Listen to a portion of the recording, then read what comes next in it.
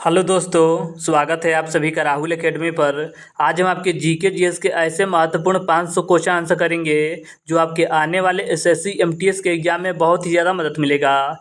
देखिए, ये आपके ऐसे क्वेश्चन हैं जो आपके एसएससी के एग्जाम में बार बार रिपीट होते हैं, तो सभी क्वेश्चन को आप अच्छे से रट लीजिएगा। और अगर आपको इसका पीडीएफ चाहिए तो नीचे टेलीग्राम का ग्रुप दिया गया है, वहाँ से ज्वाइन होकर इसका पीडीएफ आप बिल्कुल फ्री में प्राप्त कर सकते हैं। तो चलिए, ज़्यादा समय नुकसान ना करते हुए सीधे हम अपने क्वेश्चन आंसर पर चलते हैं। देखिए, आपका पहला क्वेश्चन दे रहा है कि नोबेल पुरस्कार की शुरुआत कब हुई थी। तो नोबेल पुरस्कार की शुरुआत आपका 1901 ईस्वी से हुआ था। और नोबेल पुरस्कार आपका 6 क्षेत्रों में प्रदान किया जाता है। 6 क्षेत्र कौन कौन से हैं? तो चिकित्सा का क्षेत्र है, भौतिकी है, रसायन है, शांति है, साहित्य है और आपका अर्थशास्त्र का क्षेत्र है। जो आपका अर्थशास्त्र वाला क्षेत्र है, इसकी शुरुआत आपका 1969 ईस्वी में जोड़ा गया था। अगर आपसे पूछा जाए कि मान बुकर पुरस्कार की शुरुआत कब हुई थी, तो मान बुकर पुरस्कार की शुरुआत आपका 1969 ईस्वी से हुआ था और यह आपका साहित्य के क्षेत्र में प्रदान किया जाता है। कलिंग पुरस्कार आपका विज्ञान के क्षेत्र में प्रदान किया जाता है और इसकी शुरुआत 1952 ईस्वी में हुआ था। ऑस्कर पुरस्कार की शुरुआत आपका 1929 ईस्वी में हुआ था और यह आपका फिल्म के क्षेत्र में प्रदान किया जाता है। अगला आपका दे रहा है मैग्सेसे पुरस्कार। तो मैग्सेसे पुरस्कार आपका सरकारी जन सेवा के क्षेत्र में प्रदान किया जाता है और इसकी शुरुआत आपका 1958 ईस्वी से हुआ था। ग्रेमी पुरस्कार की शुरुआत आपका 1959 ईस्वी से हुआ था और यह आपका संगीत के क्षेत्र में प्रदान किया जाता है।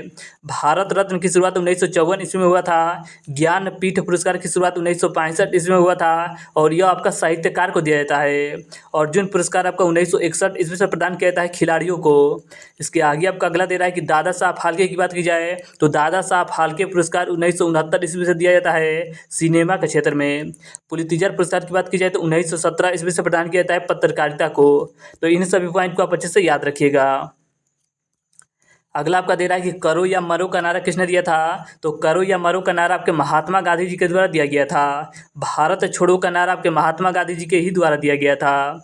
इसके आगे आपका दे रहा है कि इनकलाब जिंदाबाद का नारा किसने दिया था। तो भगत सिंह के द्वारा दिया गया था। वेदों की और लौटो का नारा आपके दयानंद सरस्वती के द्वारा दिया गया था। स्वराज हमारा जन्मसिद्ध अधिकार है, यह नारा आपके बाल गंगाधर तिलक के द्वारा दिया गया था। पूर्ण स्वराज का नारा आपके पंडित जवाहरलाल नेहरू के द्वारा दिया गया था। साइमन कमीशन वापस जाओ, यह नारा आपके लाला लाजपत राय जी के द्वारा दिया गया था। आराम हराम है का नारा आपके पंडित जवाहरलाल नेहरू के द्वारा दिया गया था।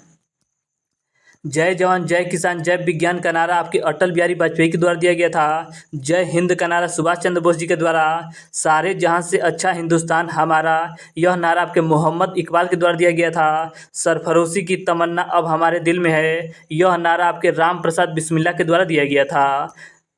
तो इन सभी नारों को आप अच्छे से याद रखिएगा। अगला आपका देखिए क्वेश्चन दे रहा है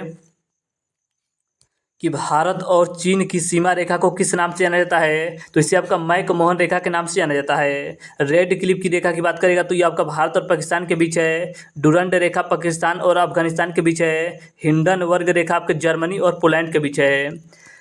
इसके आगे आपका दे रहा है कि 38वीं समांतर रेखा की बात की जाए तो ये आपका उत्तरी कोरिया एवं दक्षिण कोरिया के बीच है। 49वीं समांतर रेखा आपका अमेरिका और कनाडा के बीच है। मैगी नाट रेखा आपके जर्मनी और फ्रांस के बीच है। मेन रहीम रेखा की बात की जाए तो ये आपका रूस और फिनलैंड के बीच है। इसके आगे आपका अगला क्वेश्चन दे रहा है कि हर्यक वंश के संस्थापक कौन हैं। तो हर्यक वंश के संस्थापक आपके बिंबिसार हैं। मौर्य वंश के संस्थापक आपके चंद्रगुप्त मौर्य हैं। शुंग वंश के संस्थापक आपके पुष्यमित्र शुंग हैं। सातवाहन के सिमुख हैं। गुप्त वंश की बात करेगा तो श्रीगुप्त हो जाएगा। चोल की बात करेगा तो चोल वंश के संस्थापक आपके विजयालय हैं। राष्ट्रकूट के दंती दुर्ग हैं। तुगलक वंश के गयासुद्दीन तुगलक हैं। लोधी वंश के बहलो लोधी हैं। होयसल वंश के आपके संस्थापक विष्णुवर्धन हैं। बहमनी वंश की अगर बात की जाए तो बहमनी वंश के संस्थापक आपके हसन गंगू हैं। चौहान वंश की बात की जाए तो चौहान वंश के संस्थापक आपके वासुदेव हैं। इसके आगे आपका अगला क्वेश्चन दे रहा है कि प्रथम बौद्ध समिति कहाँ पर हुई थी। तो देखिए, प्रथम बौद्ध समिति आपका राजगिरी में हुआ था। और कब हुआ था तो 483 ईस्वी पूर्व में हुआ था। और किसके शासनकाल में हुआ था तो अजात शत्रु के शासनकाल में हुआ था। इसके आगे देखिए इसके आगे अगर बात की जाए कि द्वितीय बौद्ध समिति कब हुई थी, तो द्वितीय बौद्ध समिति आपका 383 ईसा पूर्व में हुआ था, वैशाली में हुआ था और आपके काला शोक के समय हुआ था। तीसरी की बात की जाए तो 355 ईसा पूर्व में हुआ था, अशोक के समय हुआ था और आपके पाटलिपुत्र यानी कि पटना में हुआ था। चतुर्थ की बात की जाए तो प्रथम शताब्दी ईसा पूर्व में हुआ था और कहाँ पर हुआ था, तो कुंडलवन कश्मीर में हुआ था और किसके शासनकाल में हुआ था, तो कनिष्क के शासनकाल में हुआ था। इसके आगे आपका अगला दे रहा है कि मूंगफली के उत्पादन में कौन सा राज्य अग्रणी है, तो मूंगफली के उत्पादन में आपका गुजरात राज्य प्रथम स्थान पर है। कपास के मामले में भी आपका गुजरात है। दलहन, सोयाबीन और चना की बात की जाए तो इसमें आपका प्रथम स्थान पर मध्य प्रदेश राज्य है। इसके आगे अगर बात की जाए कि चावल, पटसन और जूट के मामले में कौन सा राज्य अग्रणी है, तो पश्चिम बंगाल है। काफ़ी, सूरजमुखी में आपका कर्नाटक है। चाय में आपका असम राज्य है। काजू की बात की जाए तो काजू में आपका केरल राज्य प्रथम स्थान पर है। तंबाकू, हल्दी, मक्का की बात की जाए तो आंध्र प्रदेश आपका प्रथम स्थान पर है। इसके आगे अगर बात की जाए सेब और केसर का, तो सेब और केसर में आपका जम्मू कश्मीर प्रथम स्थान पर है। रबर, इलायची, मसाला की बात की जाए तो केरल आपके प्रथम स्थान पर है। बाजरा, सरसों की बात की जाए तो राजस्थान आपका प्रथम स्थान पर है। देखिए गेहूँ, गन्ना, आलू की बात की जाए तो इन तीनों में आपका उत्तर प्रदेश प्रथम स्थान पर है। संतरा में महाराष्ट्र आपका प्रथम स्थान पर है। लौंग की बात की जाए तो लौंग में आपका तमिलनाडु राज्य प्रथम स्थान पर है। अंगूर की बात की जाए तो अंगूर आपका सबसे ज़्यादा नासिक, महाराष्ट्र में होता है। तो इन सभी पॉइंट को आप अच्छे से याद रखिएगा। अगला आपका देखिए क्वेश्चन दे रहा है कि कोयला के उत्पादन में कौन सा राज्य अग्रणी है, तो कोयला के उत्पादन में आपका झारखंड राज्य प्रथम स्थान पर है। सीसा और जिप्सम के मामले में आपका राजस्थान है। तांबा, हीरा, चूना पत्थर के मामले में आपका मध्य प्रदेश प्रथम स्थान पर है। टीन की बात की जाए तो टीन के मामले में आपका छत्तीसगढ़ है। सोना, लौह अयस्क के मामले में आपका कर्नाटक है। चांदी, जस्ता के मामले में आपका राजस्थान राज्य है। लिग्नाइट कोयला के मामले में आपका तमिलनाडु राज्य है। यूरेनियम और निकिल की बात की जाए तो इसमें आपका प्रथम स्थान पर झारखंड राज्य है। पेट्रोलियम की बात की जाए तो पेट्रोलियम में आपका महाराष्ट्र राज्य है। अभ्रक में आपका आंध्र प्रदेश है। संगमरमर, ग्रेफाइट की बात की जाए तो राजस्थान है और थोरियम की बात की जाए तो थोरियम के मामले में प्रथम स्थान पर आपका केरल राज्य है। इसके आगे आपका देखिए अगला क्वेश्चन दे रहा है कि हंटर आयोग का संबंध किससे है, तो देखिए हंटर आयोग का संबंध आपके जलियांवाला बाग हत्याकांड से है। रंगराजन समिति की बात की जाए तो इसका संबंध आपके भुगतान संतुलन से है। राजा चलैया समिति का संबंध आपके कर सुधार से है। ठक्कर आयोग का संबंध आपके इंदिरा गांधी हत्याकांड से है। बलवंत राय मेहता की बात की जाए तो इनका संबंध आपके पंचायती राज व्यवस्था से है। और सरकारिया आयोग की बात की जाए तो इसका संबंध आपके केंद्र राज्य के संबंध से है। इसके आगे आपका अगला क्वेश्चन दे रहा है कि प्रथम पंचवर्षीय योजना में किसकी प्राथमिकता दी गई थी, तो देखिए प्रथम पंचवर्षीय योजना में आपका कृषि की प्राथमिकता दी गई थी। द्वितीय की बात की जाए तो द्वितीय में औद्योगिकरण का प्राथमिकता दिया गया था। तृतीय में आपका आत्मनिर्भर अर्थव्यवस्था का प्राथमिकता दिया गया था। पाँचवीं में गरीबी उन्मूलन का दिया गया था। छठवीं में आपका रोजगार का दिया गया था। अगर 12वीं की बात की जाए तो 12वीं में आपका समावेशी विकास का दिया गया था। और 9वीं की बात की जाए तो 9वीं में आपका न्यायपूर्ण वितरण का प्राथमिकता दिया गया था। इसके आगे आपका अगला क्वेश्चन दे रहा है कि सिख धर्म की स्थापना किसके द्वारा किया गया था, तो सिख धर्म की स्थापना आपके गुरु नानक जी के द्वारा किया गया था। अगर इसके आगे बात की जाए कि गुरुमुखी लिपि की शुरुआत किसने की थी, तो गुरुमुखी लिपि की शुरुआत आपके गुरु अंगद जी के द्वारा किया गया था। अमृतसर नगर की स्थापना आपके गुरु रामदास जी के द्वारा किया गया था। आदि ग्रंथ का संकलन आपके अर्जुन देव के द्वारा किया गया था। स्वर्ण मंदिर का निर्माण आपके गुरु अर्जुन देव के द्वारा किया गया था। खालसा पंथ की स्थापना किसके द्वारा किया गया था, तो गुरु गोविंद सिंह के द्वारा किया गया था। अगला आपका देखिए क्वेश्चन दे रहा है, अगला आपका क्वेश्चन देखिए बायोलॉजी से है कि टीबी से बचाव के लिए किस टीके का उपयोग किया जाता है, तो इसका करेक्ट आंसर आपका हो जाएगा BCG के टीके का उपयोग किया जाता है। अगर बात की जाए कि तपेदिक के लिए कौन सा टीका का उपयोग किया जाता है, तो तपेदिक के लिए भी आपका BCG के टीके का उपयोग किया जाता है। डिप्थीरिया, टिटनेस, काली खांसी की बात की जाए तो इसके लिए आपका DPT का उपयोग किया जाता है। पोलियो के लिए आपका पोलियो टीके का उपयोग किया जाता है। टाइफाइड के लिए आपका TAB का प्रयोग किया जाता है और छोटी माता के लिए आपका रूबेला वैक्सीन का उपयोग किया जाता है। इसके आगे देखिए, इसके आगे आपका अगला क्वेश्चन दे रहा है कि अस्थाई बंदोबस्त किस गवर्नर जनरल के द्वारा शुरू किया गया था, तो अस्थाई बंदोबस्त आपके लॉर्ड कॉर्नवालिस के द्वारा शुरू किया गया था। सहायक संधि आपके लॉर्ड वेल्लेस्ली के द्वारा शुरू किया गया था। राज हड़प नीति आपके लॉर्ड डलहौजी के द्वारा शुरू किया गया था। स्थानीय स्वशासन आपके लॉर्ड रिपन के द्वारा शुरू किया गया था। बंगाल विभाजन आपके लॉर्ड कर्जन के द्वारा किया गया था। सती प्रथा पर रोक आपके लॉर्ड विलियम पेंटिंग के द्वारा लगाया गया था। कांग्रेस की स्थापना के समय लॉर्ड डफरिन थे आपके वायसराय। बंगाल में द्वैध शासन का अंत आपके वारेन हेस्टिंग के द्वारा किया गया था। इसके आगे आपका अगला क्वेश्चन दे रहा है कि विश्व पर्यटन दिवस कब मनाया जाता है। तो विश्व पर्यटन दिवस आपका 27 सितंबर को मनाया जाता है। राष्ट्रीय युवा दिवस 12 जनवरी को, शहीद दिवस 30 जनवरी को, विश्व कैंसर दिवस 4 फरवरी को, प्रवासी भारतीय दिवस आपका 9 जनवरी को मनाया जाता है। राष्ट्रीय विज्ञान दिवस आपका 28 फरवरी को, अंतर्राष्ट्रीय महिला दिवस 8 मार्च को, पृथ्वी दिवस आपका 22 अप्रैल को, मजदूर दिवस आपका 1 मई को, विश्व पर्यावरण दिवस आपका 5 जून को मनाया जाता है। इसके आगे आपका दे रहा है कि विश्व जनसंख्या दिवस 11 जुलाई को मनाया जाता है। विश्व साक्षरता दिवस आपका 8 सितंबर को, विश्व स्वास्थ्य दिवस 7 अप्रैल को, विश्व एड्स दिवस 1 दिसंबर को, मानव अधिकार दिवस आपका 10 दिसंबर को मनाया जाता है। इसके आगे आपका अगला दे रहा है कि विश्व मधुमेह दिवस को मनाया जाता है। तो 14 नवंबर को मनाया जाता है। विश्व पर्यावरण संरक्षण दिवस आपका 25 नवंबर को, राष्ट्रीय खेल दिवस आपका 29 अगस्त को, डाक दिवस 9 अक्टूबर को, वायु सेना दिवस आपका 8 अक्टूबर को, नौ सेना दिवस आपका 4 दिसंबर को मनाया जाता है। अगला आपका दे रहा है कि थल सेना दिवस आपका 15 जनवरी को मनाया जाता है। राष्ट्रीय पक्षी दिवस को मनाया जाता है तो 12 नवंबर को मनाया जाता है। इसके आगे आपका देखिए अगला क्वेश्चन दे रहा है कि लखनऊ किस नदी के तट पर स्थित है। तो लखनऊ आपका गोमती नदी के तट पर स्थित है।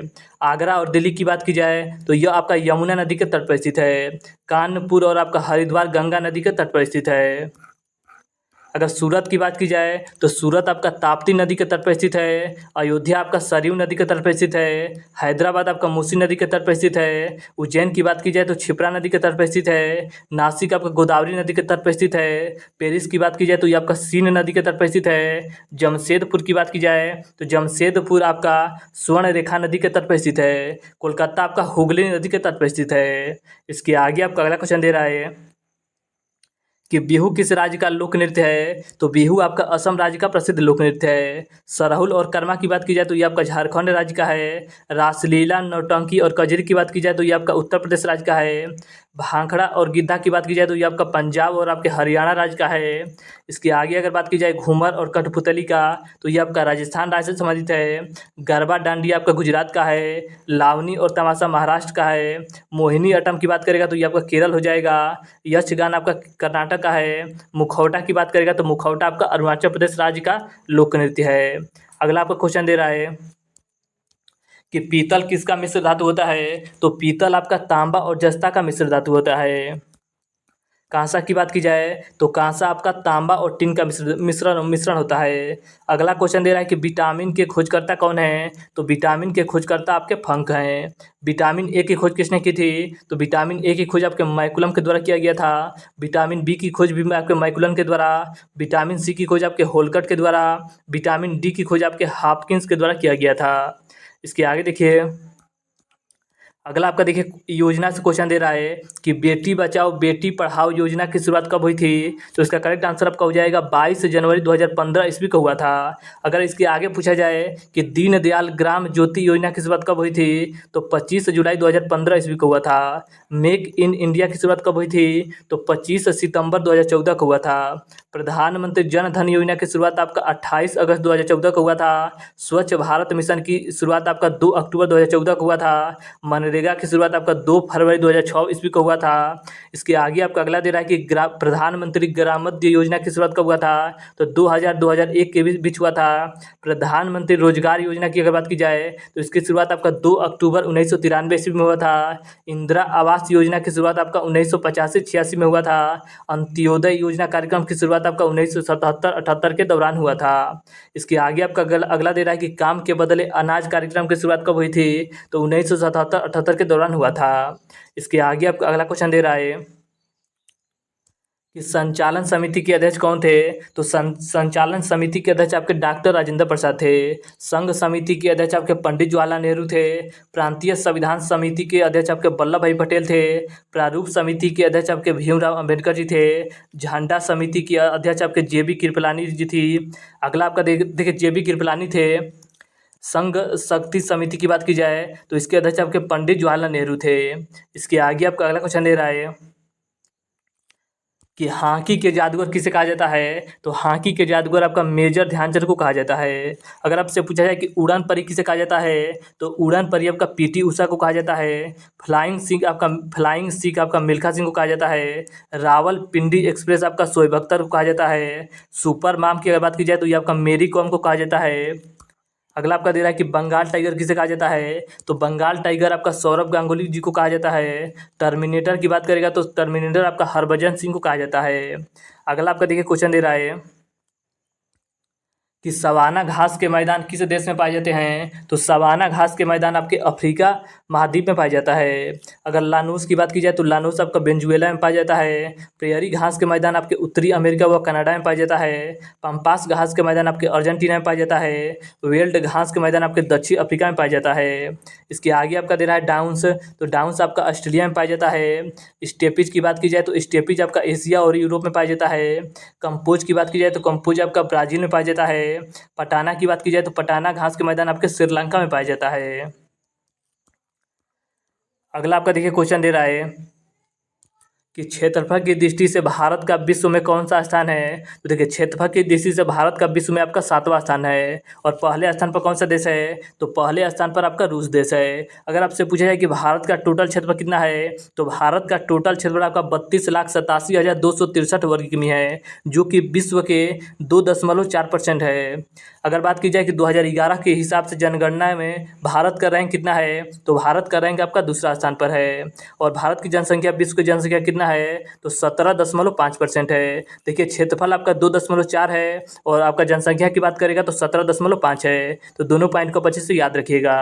इसके आगे आपका अगला क्वेश्चन दे रहा है कि कर्क रेखा भारत के कितने राज्यों से होकर गुजरता है। तो कर्क रेखा भारत के 8 राज्यों से होकर गुजरता है। कौन कौन से 8 राज्य हैं तो देखिए गुजरात है, राजस्थान है, मध्य प्रदेश है, छत्तीसगढ़ है, पश्चिम बंगाल है, झारखंड है, त्रिपुरा है और आपका मिजोरम है। अगला आपका क्वेश्चन दे रहा है कि भारतीय मानक समय किस नगर से होकर गुजरता है। तो देखिए भारतीय मानक समय आपका 82.5 डिग्री पूर्वी देशांतर इलाहाबाद के नैनी से होकर गुजरता है, जो कि आपके 5 राज्यों से होकर गुजरता है। 5 राज्य कौन कौन से हैं तो देखिए छत्तीसगढ़ है, मध्य प्रदेश है, उड़ीसा है और आपके आंध्र प्रदेश है। एक आपसे क्वेश्चन पूछा जाता है जो ग्रीनविच का टाइम है लंदन वाला, इससे भारत का टाइम कितना आगे है। तो भारत का टाइम आपका 5.5 घंटा आगे है। तो इसे भी आप अच्छे से याद रखिएगा। अगला आपका देखिए क्वेश्चन दे रहा है कि सबसे प्राचीन पर्वत श्रृंखला कौन सी है। तो सबसे प्राचीन पर्वत श्रृंखला आपका अरावली है, जो कि राजस्थान में स्थित है। अगर आपसे पूछा जाए कि अरावली की सबसे सर्वोच्च चोटी कौन सी है तो सबसे ऊंची चोटी इसका आपका गुरु शिखर है। अगला क्वेश्चन है कि दक्षिण भारत की सबसे ऊंची चोटी कौन सी है। तो दक्षिण भारत की सबसे ऊंची चोटी आपकी अनाईमुड़ी है। यह चोटी पश्चिमी घाट पर्वत का भाग है, जो कि आपके केरल के इडुक्की जिला में स्थित है। इसके आगे आपका अगला क्वेश्चन दे रहा है कि किस पहाड़ी पर पूर्वी घाट पश्चिमी घाट से मिलता है। तो इसका करेक्ट आंसर आपका हो जाएगा नीलगिरी की पहाड़ी पर मिलता है। और नीलगिरी पहाड़ी को हम ब्लू माउंटेन और इसकी ब्लू माउंटेन के नाम से जाना जाता है। और इसकी सबसे ऊंची चोटी कौन सी है नीलगिरी की। तो इसकी सबसे ऊंची चोटी आपका दोदा बेटा है, जिसकी लंबाई आपका 2637 मीटर है। तो इसे आप अच्छे से याद रखिएगा, नीलगिरी की सबसे ऊंची चोटी आपका दोदा बेटा है। और नीलगिरी पहाड़ी को ही आपका ब्लू माउंटेन के नाम से जाना जाता है। इसके आगे आपका अगला क्वेश्चन दे रहा है कि नर्मदा एवं ताप्ती नदी के मध्य कौन सा पर्वत स्थित है। तो देखिए आपको ऊपर से नर्मदा नदी बहती है, बीच में आपका सतपुड़ा रेंज है और नीचे आपका ताप्ती नदी बहती है। तो नर्मदा और आपके ताप्ती नदी के बीच आपका सतपुड़ा रेंज है। देखिए सतपुड़ा रेंज के आपके 3 भाग होते हैं, एक आपका पश्चिम वाला भाग होता है, एक आपका मध्य वाला भाग होता है और एक आपका पूरब वाला भाग होता है। जो पूरब वाला भाग है इसे आपका मैकाल पठार के नाम से जाना जाता है। जो आपका पश्चिम वाला भाग है इसे आपका राज पिपला कहा जाता है। और जो आपका मध्य वाला भाग है ये आपका महादेव पहाड़ी है। और महादेव जो पहाड़ी है इस पर एक चोटी है जिसका नाम आपका है पंचमढ़ी। और पंचमढ़ी पर ही आपका सतपुड़ा रेंज की सबसे ऊंची चोटी है जिसका नाम आपका धूपगढ़ है। तो इसे आप अच्छे से याद रखिएगा कि जो आपका धूपगढ़ है ये आपका पंचमढ़ी पर स्थित है। और पंचमढ़ी कहाँ स्थित है तो ये आपका बीच वाला भाग जो महादेव है यहीं पर स्थित है। और धूपगढ़ की लंबाई कितनी है तो 1350 मीटर है। तो इसे आप अच्छे से याद रखिएगा कि नर्मदा और ताप्ती नदी के बीच आपका सतपुड़ा रेंज स्थित है। इसके आगे देखिए अगला आपका क्वेश्चन दे रहा है कि पीर पंजाल दर्रा किस राज्य में स्थित है। तो पीर पंजाल दर्रा आपका जम्मू कश्मीर राज्य में स्थित है। काराकोरम और जोजिला की बात की जाए तो ये आपका लद्दाख में स्थित है। पीर पंजाल और बनिहाल आपका जम्मू कश्मीर राज्य में स्थित है। इसके आगे आपका दे रहा है कि सिपकिला, रोहतांग और बड़ा लाचा कहाँ स्थित है। तो ये आपका हिमाचल प्रदेश में स्थित है। माना दर्रा, नीति दर्रा और लिपुलेख दर्रा ये आपका उत्तराखंड राज्य में स्थित है। नाथुला और जेलेपला आपके सिक्किम राज्य में स्थित है। तुजू दर्रा आपके मणिपुर राज्य में स्थित है। थालगढ़ दर्रा और आपके भोरगढ़ दर्रा आपके महाराष्ट्र में स्थित है। पालगढ़ दर्रा आपका केरल राज्य में स्थित है। तो इन सभी दर्रे को आप अच्छे से याद रखिएगा। अगला आपका देखिए क्वेश्चन दे रहा है कि सियाचिन हिमनद कहाँ स्थित है। तो सियाचिन हिमनद आपके लद्दाख में स्थित है, जिसका नाम आपका देखिए लद्दाख की आपके नुब्रा घाटी में स्थित है। तो इसे आप अच्छे से याद रखिएगा कि नुब्रा घाटी में स्थित है, जो कि आपके लद्दाख में पड़ता है। अगला क्वेश्चन है कि भारत की सबसे बड़ी जनजाति कौन है। तो भारत की सबसे बड़ी जनजाति आपका गोंड जनजाति है। इसके आगे आपका अगला क्वेश्चन दे रहा है कि बांग्लादेश में प्रवेश करने के बाद गंगा नदी को किस नाम से जाना जाता है। तो देखिए बांग्लादेश में गंगा को पद्मा के नाम से जाना जाता है। अगर गंगा नदी की बात की जाए तो गंगा नदी का उद्गम आपके उत्तराखंड के गोमुख नामक स्थान से होता है, और यह आपकी भारत की सबसे बड़ी नदी है, जिसकी लंबाई आपका 25 मीटर है, और यह आपके बंगाल की खाड़ी में गिर जाती है। देखिए भागीरथी और अलकनंदा नदी जब मिलती है तो अब इसे संयुक्त रूप से आपका गंगा के नाम से जानते हैं। देखिए भागीरथी और अलकनंदा कहाँ मिलती है। तो ये आपका देवप्रयाग में मिलती है, और जब यह मिलती है तभी हम इसे संयुक्त रूप से गंगा का नाम देते हैं। देखिए अगर आपसे पूछा जाए कि प्रायद्वीप भारत की सबसे बड़ी नदी कौन सी है, तो प्रायद्वीप भारत की सबसे बड़ी नदी आपकी गोदावरी नदी है। और गोदावरी नदी क्या है, तो प्रायद्वीप भारत की सबसे बड़ी नदी है। इसे आप अच्छे से याद रखिएगा। अगला आपका देखिए क्वेश्चन दे रहा है कि कावेरी नदी का उद्गम कहाँ से होता है। तो देखिए कावेरी नदी का उद्गम आपके ब्रह्मगिरी की पहाड़ी से होता है। अगला क्वेश्चन दे रहा है कि किस नदी पर शिव समुद्रम जलप्रपात स्थित है। तो शिव समुद्रम जलप्रपात आपका कावेरी नदी कर्नाटक में स्थित है। सबसे बड़ा जलप्रपात आपका जोग या गरसोपा जलप्रपात है, जो कि आपकी शरावती नदी कर्नाटक में स्थित है। हुंडुरु की बात की जाए तो हुंडुरु जलप्रपात आपका स्वर्ण रेखा नदी पर स्थित है, जो कि आपके रांची में है। कपिल धारा जलप्रपात आपके नर्मदा नदी पर है, जो कि आपके अनूपपुर जिला में स्थित है। धुआंधार की बात की जाए, धुआंधार जलप्रपात तो ये आपके नर्मदा नदी जबलपुर में स्थित है। चित्रकूट की बात की जाए तो ये आपका इंद्रावती नदी बस्तर छत्तीसगढ़ में स्थित है। चूलिया जलप्रपात आपके चंबल नदी पर है, और ये आपका राजस्थान में स्थित है। दुग्धधारा जलप्रपात की बात की जाए तो ये आपका नर्मदा नदी पर है, और किस राज्य में है, तो मध्य प्रदेश राज्य में स्थित है। अगला आपका देखिए क्वेश्चन दे रहा है कि भारत की सबसे बड़ी मीठे पानी की झील कौन सी है। तो भारत की सबसे बड़ी मीठे पानी की झील आपका बुलर झील है, जो कि आपके जम्मू कश्मीर राज्य में स्थित है। वेवनाथ झील की बात की जाए तो ये आपका केरल में स्थित है। चिल्का झील आपका खारे पानी की झील है, जो कि आपके उड़ीसा में स्थित है। डल झील आपका श्रीनगर में स्थित है। पुलिकट झील आपका तमिलनाडु और आंध्र प्रदेश के तट पर स्थित है। लोकटक झील की बात की जाए तो लोकटक झील आपके मणिपुर राज्य में स्थित है। सांभर और पुष्कर की बात की जाए तो ये आपके राजस्थान में स्थित है। फुलहर की बात की जाए तो ये आपका उत्तर प्रदेश राज्य में स्थित है। इसके आगे आपका अगला क्वेश्चन दे रहा है कि भारत के किस राज्य में मानसून का आगमन सबसे पहले होता है। तो इसका करेक्ट आंसर आपका हो जाएगा केरल में होता है, और भारत में अधिकांश वर्षा आपके दक्षिण पश्चिमी मानसून से होता है। अगला क्वेश्चन दे रहा है कि भारत के उत्तरी मैदान में शीत ऋतु में वर्षा होती है। तो इसका करेक्ट आंसर आपका हो जाएगा पश्चिमी विक्षोभ के कारण से होता है। इसके आगे आपका अगला क्वेश्चन दे रहा है कि तमिलनाडु में शरदकालीन वर्षा अधिकांशतः किस कारण से होती है। तो इसका करेक्ट आंसर आपका हो जाएगा उत्तर पूर्वी मानसून के कारण होता है। अगला क्वेश्चन है कि रेगुर मिट्टी किसका नाम है। तो रेगुर मिट्टी आपका काली मिट्टी का नाम है, और काली मिट्टी को आपका स्वतः जुताई वाली मिट्टी भी कहा जाता है। और खास करके जो काली मिट्टी है इसमें आपका कपास का उत्पादन अधिकतर किया जाता है, और कपास के उत्पादन में आपका गुजरात और महाराष्ट्र आपके प्रथम स्थान पर है। और काली मिट्टी वाला जो क्षेत्र है ये आपका महाराष्ट्र और गुजरात वाला है। इसके आगे आपका अगला क्वेश्चन दे रहा है कि भारत में सबसे अधिक उपजाऊ मिट्टी कौन सी है। तो भारत की सबसे अधिक उपजाऊ मिट्टी आपका जलोढ़ मिट्टी है, और जलोढ़ मिट्टी का निर्माण आपके नदियों के छोड़े गए गाद के द्वारा होता है। देखिए जलोढ़ मिट्टी जो है ये इसे कछारी मिट्टी के नाम से भी जाना जाता है, और भारत का लगभग 40% भाग पर आपका जलोढ़ मिट्टी देखने को मिलती है। इसके आगे देखिए अगला आपका देखिए क्वेश्चन दे रहा है कि कत्था बनाने हेतु किस पेड़ की लकड़ी का उपयोग किया जाता है। तो इसका करेक्ट आंसर आपका हो जाएगा खैर जो लकड़ी है इसका उपयोग किया जाता है। सरदार सरोवर बांध किस नदी पर बनाया गया है? तो ये आपका नर्मदा नदी पर बनाया गया है। देखिए इससे आपका कितने राज्य को लाभ होता है? तो 4 राज्य को लाभ होता है। कौन कौन से राज्य हैं? तो गुजरात को लाभ होता है, महाराष्ट्र को होता है, मध्य प्रदेश को होता है और आपका राजस्थान को होता है। सबसे ज़्यादा पानी किसे मिलता है? तो सबसे ज़्यादा आपका 65% पानी आपका मध्य प्रदेश राज्य को मिलता है। और बिजली की बात की जाए तो सबसे ज़्यादा बिजली आपका 57% बिजली आपका मध्य प्रदेश राज्य को मिलता है। तो इसे आप अच्छे से याद रखिएगा।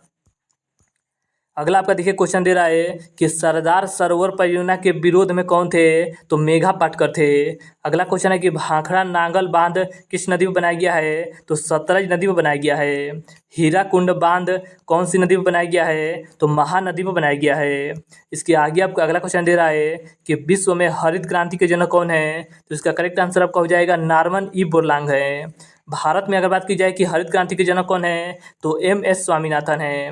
हरित क्रांति की बात की जाए कि हरित क्रांति का संबंध किससे है? तो हरित क्रांति का संबंध आपके खाद्य उत्पादन से है। सुनहरी क्रांति का संबंध आपके फल एवं सब्जी उत्पादन से है। श्वेत क्रांति की बात की जाए तो श्वेत क्रांति का संबंध आपके दुग्ध उत्पादन से है। भूरी क्रांति का संबंध आपके उर्वरक उत्पादन से है। नीली क्रांति का संबंध आपके मत्स्य उत्पादन से है। लाल क्रांति का संबंध आपके मांस और टमाटर उत्पादन से है। काली क्रांति की बात की जाए तो इसका संबंध आपके पेट्रोलियम उत्पादन से है। इसके आगे आपका दे रहा है कि गोल उत्पादन का संबंध आपके आलू से है। पीली क्रांति का संबंध आपके तिलहन उत्पादन से है। गुलाबी क्रांति का संबंध आपके झींगा प्याज उत्पादन से है। इसके आगे आपका अगला क्वेश्चन दे रहा है कि इंडिका पुस्तक के लेखक कौन है? तो इंडिका पुस्तक के लेखक आपके मेगास्थनीज हैं। इसके आगे अगर बात की जाए कि मेघदूत, कुमार संभवम, अभिज्ञान शकुंतला पुस्तक के लेखक कौन है? तो आपके कालिदास हैं। मुद्रा राक्षस के लेखक आपके विशाखदत्त हैं। अष्टाध्यायी के लेखक आपके पाणिनि हैं। अर्थशास्त्र के लेखक आपके चाणक्य हैं। राज तरंगरी की बात की जाए तो इसकी रचना आपके कल्हड़ के द्वारा किया गया था और इसमें आपका कश्मीर के इतिहास के बारे में बताया गया है। अगला अगर बात की जाए कि हर्षचरित और कादम्बरी किसकी रचना है? तो ये दोनों आपका बाणभट्ट की रचना है। पंचतंत्र आपके विष्णु शर्मा के द्वारा लिखा गया था। गीत गोविंद आपके जयदेव के द्वारा लिखा गया है। पृथ्वीराज रासो की बात की जाए तो ये आपका चंद्रवरदाई के द्वारा लिखा गया है। शाहनामा की बात की जाए तो फिरदौसी के द्वारा लिखा गया है। आईने अकबरी आपका अबुल फजल के द्वारा लिखा गया है। बाबर नामा आपके बाबर के द्वारा, अकबर नामा आपके अबुल फजल के द्वारा, हुमायूं नामा की बात की जाए तो गुलबंद बेगम के द्वारा, मिलिंद पन्हौ की बात की जाए तो ये आपका नागसेन के द्वारा लिखा गया है। अगला आपका दे रहा है बुद्ध चरित्र, तो बुद्ध चरित्र आपके अश्वघोष के द्वारा लिखा गया है। भारत भारती की बात की जाए तो ये आपका मैथिली शरण गुप्त के द्वारा लिखा गया है। वंदे मातरम आपके बंकिम चंद्र चटर्जी के द्वारा लिखा गया है। यंग इंडिया आपके महात्मा गांधी जी के द्वारा लिखा गया है। लाइफ डिवाइन आपके अरविंद घोष जी के द्वारा लिखा गया है। भारत एक खोज के पुस्तक के लेखक आपके पंडित जवाहरलाल नेहरू हैं। कौन है? तो पंडित जवाहरलाल नेहरू है और यह पुस्तक आपके पंडित जवाहरलाल नेहरू ने जेल में रहकर लिखा था। अगला आपका दे रहा है कि डिवाइन लाइफ के आपके लेखक शिवानंद हैं।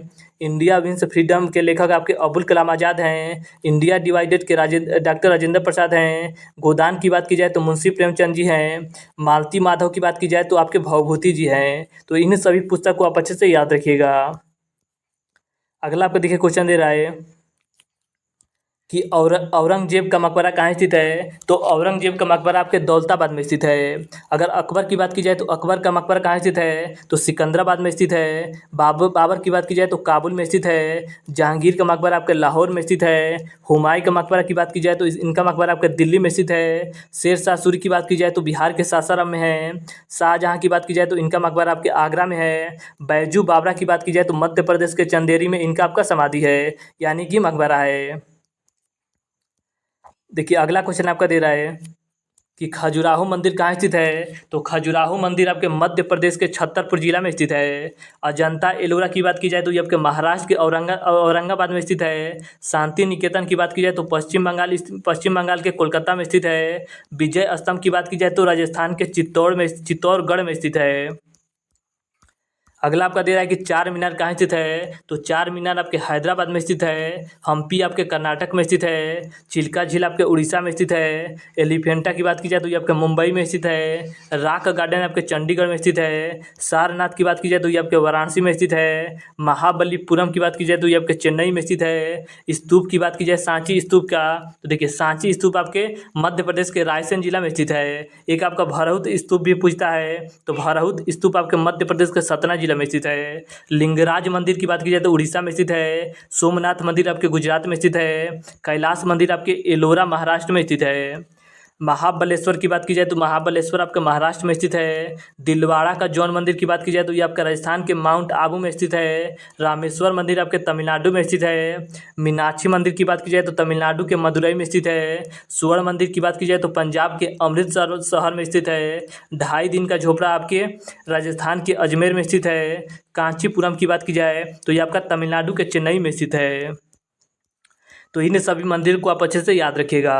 अगला आपका देखिए क्वेश्चन दे रहा है कि भाखड़ा नागल परियोजना किस नदी में बनाया गया है। तो यह आपका सतलज नदी में बनाया गया है। किस राज्य में बनाया गया है तो पंजाब राज्य में बनाया गया है। इंदिरा गांधी नहर परियोजना की बात की जाए तो यह आपका सतलज ब्यास नदी में बनाया गया है और राजस्थान राज्य में। हीराकुंड बांध परियोजना आपके महानदी उड़ीसा राज्य में स्थित है। अगला आपका दे रहा है देखिए परियोजना ही है सब। तुंगभद्रा परियोजना की बात की जाए तो यह आपका तुंगभद्रा नदी पर स्थित है और आपके आंध्र प्रदेश राज्य में स्थित है। फराक्का परियोजना की बात की जाए तो यह आपका गंगा नदी में बनाया गया है। देखिए गंगा और भागीरथी नदी में बनाया गया है। किस राज्य में स्थित है तो यह आपका पश्चिम बंगाल में स्थित है। देखिए अच्छे से याद रखिएगा कि जो आपका फराक्का परियोजना है ये आपका गंगा और भागीरथी नदी में बनाया गया है और ये आपका पश्चिम बंगाल राज्य में स्थित है। काकरापारा की बात की जाए तो ये आपका ताप्ती नदी बनाया गया है और किस राज्य में स्थित है तो गुजरात में स्थित है। उकाई परियोजना ताप्ती नदी बनाया गया है और यह भी आपका गुजरात में स्थित है। टिहरी बांध परियोजना आपके भागीरथी नदी में बनाया गया है। सरदार सरोवर परियोजना की बात की जाए तो ये आपकी नर्मदा नदी गुजरात में बनाया गया है। अगला आपका देखिए क्वेश्चन दे रहा है कि टाइफाइड किन कारणों से होता है। तो देखिए टाइफाइड आपका बैक्टीरिया के कारण से फैलता है। देखिए वायरस से होने वाले रोग, बैक्टीरिया से होने वाले रोग और आपके प्रोटोजोआ से और आपके कवक से होने वाले रोगों को हम देख लेते हैं। जैसे अगर बात की जाए आपके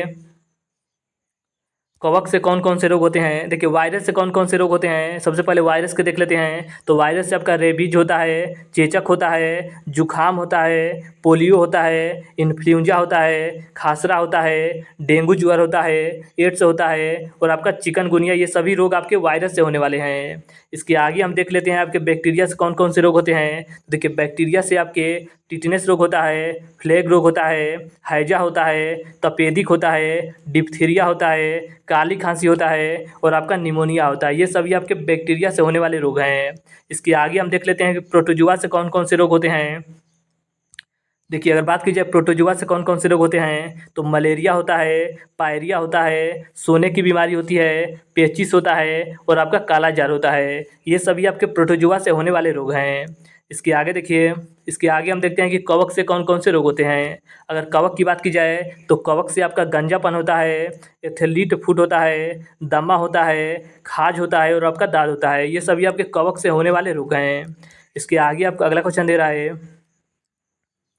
कि नींबू में कौन सा अम्ल होता है। तो देखिए नींबू में आपका साइट्रिक अम्ल होता है। खट्टे फलों की बात की जाए, खट्टे फलों और आपके संतरा में अगर बात की जाए तो इसमें भी आपका साइट्रिक अम्ल होता है। टमाटर में कौन सा अम्ल होता है तो टमाटर में आपका ऑक्जैलिक अम्ल होता है। सिरका की बात की जाए तो सिरका में आपका एसिटिक अम्ल होता है। इमली और अंगूर की बात की जाए तो इसमें आपका टार्टेरिक अम्ल होता है। दूध की बात की जाए तो दूध में आपका लैक्टिक अम्ल होता है। मूत्र की बात की जाए तो मूत्र में आपका यूरिक अम्ल होता है। बिच्छू के डंक में बात की जाए और लाल चींटी के डंक में तो इसमें आपका फर्मिक अम्ल होता है।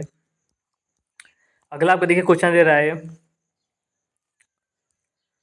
कि ब्रह्म समाज की स्थापना किसने की थी। तो देखिए ब्रह्म समाज की स्थापना आपके राजा राम मोहन राय के द्वारा किया गया था। और कब किया गया था तो 1828 ईस्वी में किया गया था। इसके आगे अगर बात की जाए कि आत्मीय सभा की स्थापना किसने की थी तो देखिए आत्मीय सभा की स्थापना आपके राजा राम मोहन राय के द्वारा 1815 ईस्वी में किया गया था। तत्वबोधनी सभा की स्थापना आपके देवेंद्र नाथ ठाकुर के द्वारा 1839 ईस्वी में किया गया था। प्रार्थना समाज की स्थापना आपके डॉक्टर आत्माराम पांडुरंग के द्वारा 1867 ईस्वी में किया गया था। आर्य समाज की स्थापना आपके स्वामी दयानंद सरस्वती के द्वारा 1875 ईस्वी में किया गया था।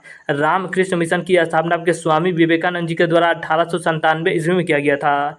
सत्य शोधक समाज की स्थापना आपके ज्योतिबा फुले के द्वारा 1873 ईस्वी में किया गया था। फॉरवर्ड ब्लॉक की स्थापना आपके सुभाष चंद्र बोस जी के द्वारा 1939 ईस्वी में किया गया था। स्वराज पार्टी की स्थापना आपके मोतीलाल नेहरू और आपके सी आर दास के द्वारा 1923 ईस्वी में किया गया था। होम रूल लीग की स्थापना आपके एनी बेसेंट एवं तिलक के द्वारा किया गया था 1916 ईस्वी में। हिंदू महासभा की स्थापना आपके मदन मोहन मालवीय के द्वारा 1915 ईस्वी में किया गया था। गदर पार्टी की स्थापना आपके लाला हरदयाल के द्वारा 1913 ईस्वी में किया गया था। मुस्लिम लीग की स्थापना आपके आगा खां एवं सलीमुल्लाह खान के द्वारा 1906 ईस्वी में किया गया था। आज़ाद हिंद फौज की स्थापना आपके रास बिहारी बोस जी के द्वारा 1942 ईस्वी में किया गया था। खिलाफत आंदोलन की शुरुआत आपके अली बंधु के द्वारा किया गया था। और कब किया गया था? तो 1919 ईस्वी में किया गया था। इसके आगे आपका देखिए अगला क्वेश्चन दे रहा है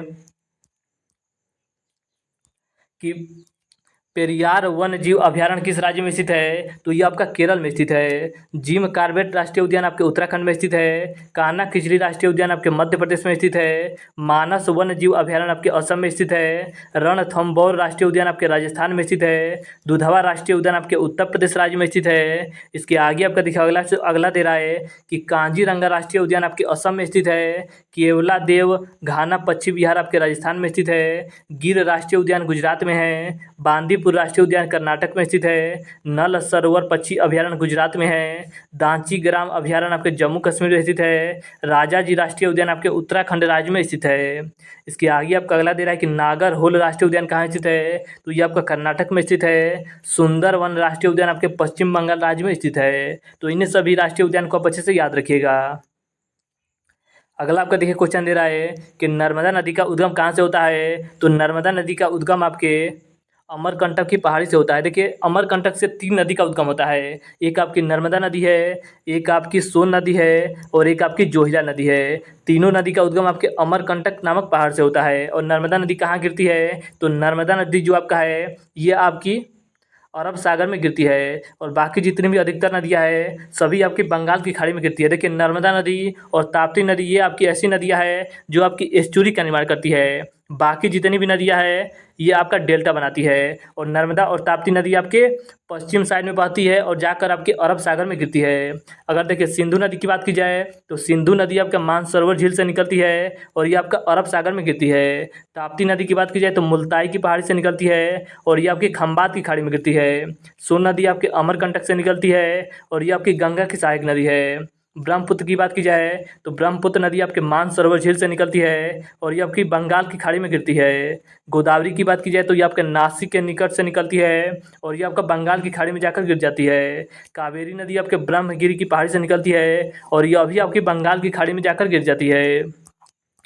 गंगा नदी की बात की जाए तो गंगा नदी आपके उत्तराखंड के गंगोत्री से निकलती है और यह आपकी बंगाल की खाड़ी में जाकर गिर जाती है। चंबल नदी की बात की जाए तो जाना पहाड़ की पहाड़ी से निकलती है और यह आपकी यमुना की सहायक नदी है। चिनाब की बात की जाए तो बारालाचा दर्रे से निकलती है और यह आपका सिंधु नदी की सहायक नदी है। इसके आगे आपका दे रहा है झेलम नदी। तो झेलम नदी आपके शेषनाग झील से निकलती है और यह आपका चिनाब नदी की सहायक नदी है। कृष्णा नदी की बात की जाए तो महाबलेश्वर के समीप से निकलती है और यह आपकी बंगाल की खाड़ी में जाकर गिर जाती है। इसके आगे आपका देखिए अगला क्वेश्चन दे रहा है कि राष्ट्रपति पर महाभियोग किस अनुच्छेद के अंतर्गत लगाया जाता है? तो अनुच्छेद 61 के तहत लगाया जाता है। अगर देखिए बात की जाए मूल अधिकार कहाँ से कहाँ तक है तो मूल अधिकार आपका 12 से 35 तक है। अनुच्छेद 12 से लेकर 35 तक है। और मूल अधिकार किस देश के संविधान से लिया गया है? तो मूल अधिकार आपके अमेरिका के संविधान से लिया गया है। विधि के समझ समानता अनुच्छेद आपका 14 से संबंधित है। अगला आपका दे रहा है कि अस्पृश्यता का अंत आपका अनुच्छेद 17 है। प्रेस की स्वतंत्रता अनुच्छेद 19A है। प्राण एवं दैहिक स्वतंत्रता अनुच्छेद 21 है। बाल श्रम निषेध आपका अनुच्छेद 23 है। राज्य के नीति निर्देशक सिद्धांत की बात की जाए तो यह आपका अनुच्छेद 36 से लेकर 51 तक है। ग्राम पंचायत का गठन आपका अनुच्छेद 40 में बताया गया है। बच्चों के लिए निःशुल्क शिक्षा आपका अनुच्छेद 21A में बताया गया है। भारत का एक राष्ट्रपति होगा अनुच्छेद 52 में बताया गया है। राष्ट्रपति का निर्वाचन आपका अनुच्छेद 54 में बताया गया है। इसके आगे आपका दे रहा है कि राष्ट्रपति को क्षमादान करने की शक्ति आपका अनुच्छेद 72 के तहत है। भारत के प्रधानमंत्री अनुच्छेद 74 में बताया गया है। संसद का गठन आपका अनुच्छेद 79 में बताया गया है। इसके आगे आपका दे रहा है कि राज्यसभा और लोकसभा का गठन की बात की जाए देखिए राज्यसभा का गठन आपका अनुच्छेद 80 में दिया गया है और लोकसभा का गठन आपका अनुच्छेद 81 में दिया गया है। लोकसभा का विघटन आपका राष्ट्रपति के द्वारा अनुच्छेद 85 के तहत किया जा सकता है। संसद का संयुक्त अधिवेशन अनुच्छेद 108 से संबंधित है अनुसूचित जाति और जनजाति क्षेत्र की बात की जाए तो अनुच्छेद 244 से संबंधित है। अगर बात की जाए धन विधेयक के बारे में तो धन विधेयक आपका अनुच्छेद 110 से संबंधित है। वित्त आयोग की बात की जाए तो वित्त आयोग आपका अनुच्छेद 280 से संबंधित है। तो इन सभी अनुच्छेदों को आप अच्छे से याद रखिएगा। अगला आपका देखिए दे रहा है कि निर्वाचन आयोग का उल्लेख की बात की जाए तो अनुच्छेद 324 में दिया गया है। अनुसूचित जाति और जनजाति के आरक्षण की बात की जाए तो अनुच्छेद 330 में दिया गया है। संघ की राजभाषा आपका अनुच्छेद 343 में दिया गया है। आपातकाल की बात की जाए तो अनुच्छेद 352 में दिया गया है। संविधान संशोधन आपके दक्षिण अफ्रीका के संविधान से लिया गया है और यह आपका अनुच्छेद 368 में बताया गया है। इसके आगे आपका दे रहा है कि समता का अधिकार की बात की जाए तो समता का अधिकार आपका अनुच्छेद 14 से लेकर 18 तक है। स्वतंत्रता का अधिकार की बात की जाए तो 19 से 22 तक है। शोषण के विरुद्ध अधिकार आपका अनुच्छेद 23 से 24 तक है। धार्मिक स्वतंत्रता का अधिकार आपका अनुच्छेद 25 से 28 तक है। संस्कृति और शिक्षा का अधिकार आपका अनुच्छेद 29 से 30 तक है। संवैधानिक उपचार की बात की जाए तो अनुच्छेद 32 से लेकर 35 तक है और अनुच्छेद 32 को डॉक्टर भीमराव अंबेडकर जी के द्वारा संविधान की आत्मा भी कहा गया है। तो ये भी आप अच्छे से याद रखिएगा। अगला आपका देखिए क्वेश्चन दे रहा है कि वायुमंडलीय दाब की माप के लिए किसका उपयोग किया जाता है तो बैरोमीटर का उपयोग किया जाता है। अगर बात की जाए कि स्टेथोस्कोप का उपयोग कब किया जाता है तो हृदय और फेफड़े की गति को सुनने के लिए। कार्डियोग्राम की बात की जाए तो इसका माप आपके हृदय की जांच के लिए किया जाता है। पौधों की जड़ों के दाब की माप के लिए आपका मैनोमीटर का उपयोग किया जाता है। वर्षा की माप के लिए आपका रेन गेज का उपयोग किया जाता है। भूकंप की तीव्रता की माप की जाए अगर तो इसके लिए आपका रिएक्टर स्केल का उपयोग किया जाता है। दूध की शुद्धता की माप के लिए आपका लैक्टोमीटर का उपयोग किया जाता है। भूकंप मापी यंत्र के लिए आपका सिस्मोग्राफ का उपयोग किया जाता है। पहिए द्वारा तय की गई दूरी के मापने के लिए आपका आर्डोमीटर का उपयोग किया जाता है। विमान की गति मापने के लिए आपका टोकोमीटर का उपयोग किया जाता है। अगला आपका देखिए क्वेश्चन दे रहा है कि फतेहपुर सीकरी का निर्माण किसके द्वारा किया गया था तो फतेहपुर सीकरी का निर्माण आपके अकबर के द्वारा किया गया था। अजंता की गुफाओं की अगर बात की जाए तो गुप्त शासकों के द्वारा किया गया था। एलोरा की गुफा आपके राष्ट्रकूट वंश के द्वारा किया गया था। कांचीपुरम का जो मंदिर है इसका निर्माण आपके पल्लव राजा के द्वारा किया गया था। खजुराहो मंदिर का निर्माण आपके चंदेल शासकों के द्वारा किया गया था। कुतुब मीनार का निर्माण आपके कुतुब बिन ऐबक के द्वारा किया गया था। 2.5 दिन की झोपड़ा की बात की जाए तो इसका निर्माण आपके कुतुब बिन ऐबक के द्वारा किया गया था। कोणार्क मंदिर का निर्माण आपके नरसिंह देव प्रथम के द्वारा किया गया था। हौज खास का निर्माण आपके अलाउद्दीन खिलजी के द्वारा किया गया था। विजय स्तंभ का निर्माण आपके महाराणा कुंभा के द्वारा किया गया था। आगरा फोर्ट की बात की जाए तो इसका निर्माण आपके अकबर के द्वारा किया गया था। चार मीनार का निर्माण आपके कुल्लू कुतुब शाही के द्वारा किया गया था। ताजमहल का निर्माण आपके शाहजहाँ के द्वारा। जामा मस्जिद का निर्माण आपके शाहजहाँ के द्वारा। मोती मस्जिद का निर्माण आपके शाहजहाँ के द्वारा। लाल किला का निर्माण आपके शाहजहाँ के द्वारा। अगला दे रहा है कि फोर्ट विलियम कॉलेज की स्थापना आपके लॉर्ड वेल्लेस्ली के द्वारा किया गया था। अगला आपका देखिए क्वेश्चन दे रहा है कि महात्मा गांधी की समाधि का क्या नाम है तो महात्मा गांधी की समाधि का नाम आपके राजघाट है।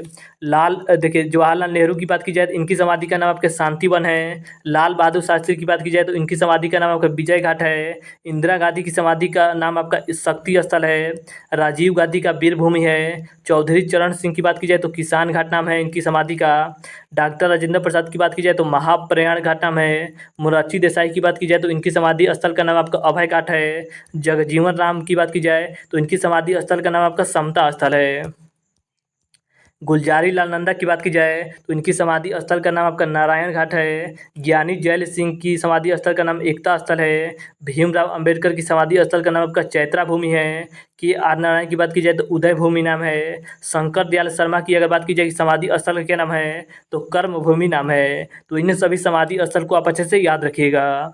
देखिए आपका अगला क्वेश्चन दे रहा है कि गोबी का मरुस्थल कहाँ स्थित है तो ये आपका मंगोलिया में स्थित है। सहारा मरुस्थल आपका उत्तरी अफ्रीका में स्थित है। कालाहारी मरुस्थल की बात की जाए तो ये आपका बोत्सवाना में स्थित है। दक्षिण पश्चिम अफ्रीका में स्थित है। इसके आगे आपका अगला दे रहा है कि थार मरुस्थल कहाँ स्थित है तो थार मरुस्थल आपका उत्तरी पश्चिमी भारत एवं पाकिस्तान में स्थित है। अटाकामा की बात की जाए तो ये आपका उत्तरी चिली में स्थित है जो कि आपके दक्षिण अमेरिका में पड़ता है। इसके आगे आपका अगला क्वेश्चन दे रहा है कि अंतर्राष्ट्रीय राष्ट्रीय मुद्रा कोष IMF का मुख्यालय कहाँ स्थित है? तो इसका करेक्ट आंसर आपका हो जाएगा वाशिंगटन DC में स्थित है और इसका निर्माण आपका 1945 ईस्वी में हुआ था। विश्व बैंक की बात की जाए तो विश्व बैंक की स्थापना आपका 1945 ईस्वी में हुआ था और इसका मुख्यालय आपके वाशिंगटन में स्थित है। खाद्य एवं कृषि संगठन की स्थापना 1945 में हुआ था और इसका मुख्यालय आपके रोम में स्थित है। विश्व व्यापार संगठन का आपका स्थापना 1995 में हुआ था और इसका मुख्यालय आपका जनेवा में स्थित है। विश्व स्वास्थ्य संगठन की बात की जाए तो इसकी स्थापना 1948 में हुआ था और इसका मुख्यालय भी आपका जनेवा में स्थित है। गैट की बात की जाए तो इसकी स्थापना 1947 में हुआ था और इसका मुख्यालय आपके जनेवा में स्थित है। रेड क्रॉस की बात की जाए तो इसकी स्थापना 1863 में हुआ था और इसका मुख्यालय आपके जनेवा में स्थित है। अगला आपका दे रहा है कि सार्क, तो सार्क की बात की जाए तो इसकी स्थापना आपका 1985 में हुआ था और इसका मुख्यालय आपका नेपाल के काठमांडू में स्थित है। इंटरपोल की बात की जाए तो इसकी स्थापना 1923 में हुआ था और इसका मुख्यालय आपका पेरिस में स्थित है। अगला आपका देखिए क्वेश्चन दे रहा है कि केंद्रीय चावल अनुसंधान संस्था कहाँ स्थित है? तो इसका करेक्ट आंसर आपका हो जाएगा कटक में स्थित है। केंद्रीय गन्ना अनुसंधान संस्था कहाँ स्थित है? तो ये आपका कोयम्बटूर में स्थित है। केंद्रीय आलू अनुसंधान संस्था कहाँ स्थित है? तो शिमला में स्थित है। केंद्रीय दलहन अनुसंधान केंद्र आपके कानपुर में स्थित है। भारतीय चीनी तकनीक संस्था आपके कानपुर में है। वन अनुसंधान संस्था आपके देहरादून में स्थित है। अगला आपका दे रहा है कि केंद्रीय तंबाकू अनुसंधान संस्था आपके राजमुंद्री में स्थित है।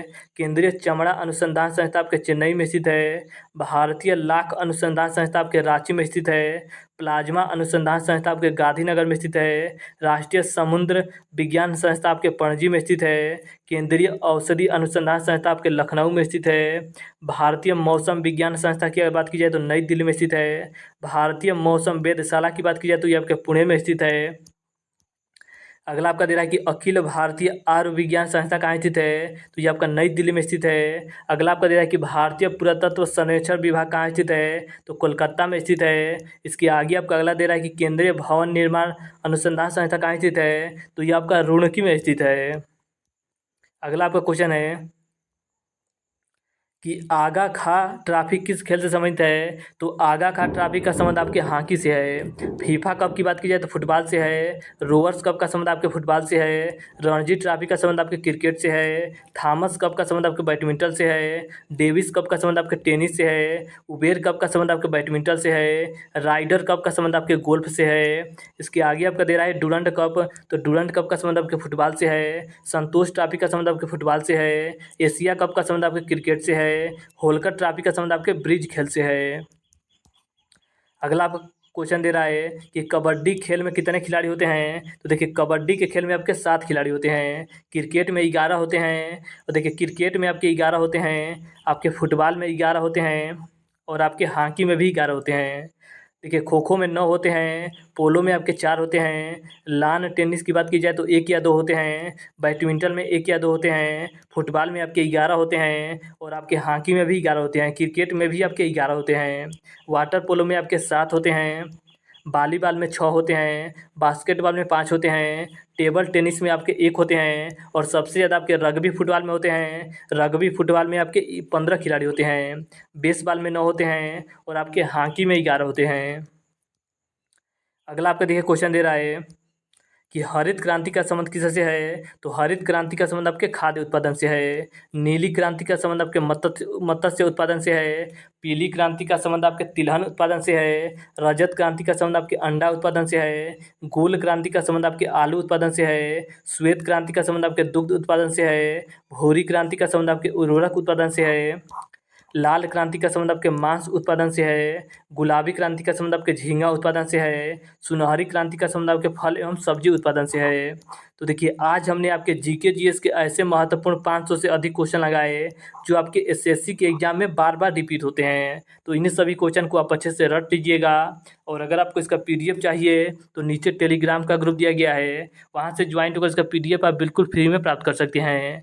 और अगर आपको वीडियो अच्छा लगा है तो वीडियो को लाइक और शेयर करना मत भूलिएगा। तो चलिए आज के लिए इतना ही, धन्यवाद।